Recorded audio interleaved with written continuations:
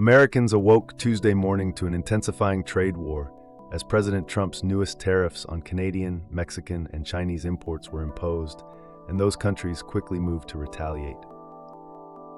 The Trump administration imposed 25% tariffs on most imports from Canada and Mexico, and a new 10% tariff on imports from China.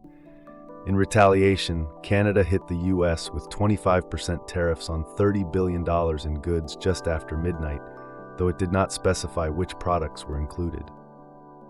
Our tariffs will remain in place until the U.S. trade action is withdrawn, and should U.S. tariffs not cease, we are in active and ongoing discussions with provinces and territories to pursue several non-tariff measures, Canadian Prime Minister Justin Trudeau said late Monday in a statement. While we urge the U.S. administration to reconsider their tariffs, Canada remains firm in standing up for our economy, our jobs, our workers, and for a fair deal, the outgoing Canadian leader added. Mexico is expected to announce tariffs on U.S. products later Tuesday. China said it would impose 15% tariffs on imports of chicken, wheat, corn, and cotton from the U.S., as well as 10% tariffs on imports of sorghum, soybeans, pork, beef, seafoods, fruits, vegetables, and dairy products, according to the Associated Press.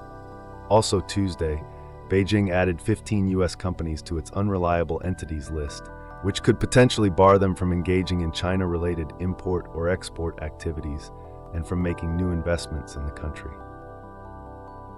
China has decided to include 15 U.S. entities that endanger China's national security and interests in the export control list, prohibiting the export of dual-use items to them, China's Commerce Ministry said in a statement.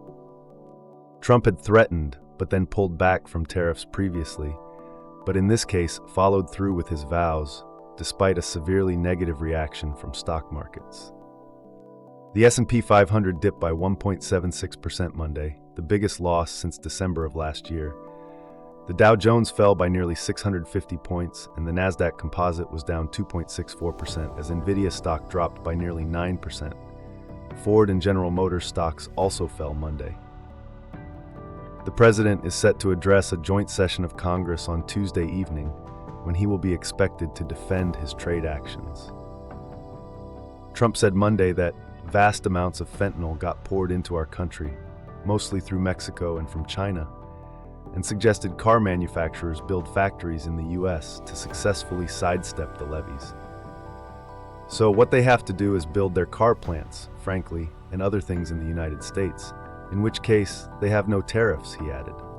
In hitting Canada and Mexico with tariffs, Trump has argued he is both seeking to crack down on fentanyl illegally entering the country and seeking to make fair a trade system he says penalizes the United States.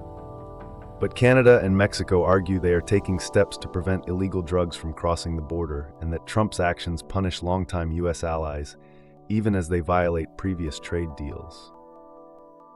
It is unclear where the trade war will head next, though Ontario Premier Doug Ford said Monday he is prepared to cut off electricity exports to the U.S.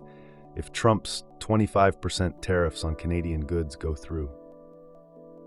If they want to try to annihilate Ontario, I will do everything, including cut off their energy with a smile on my face, Ford told reporters at a mining convention in downtown Toronto, the Toronto Sun reported.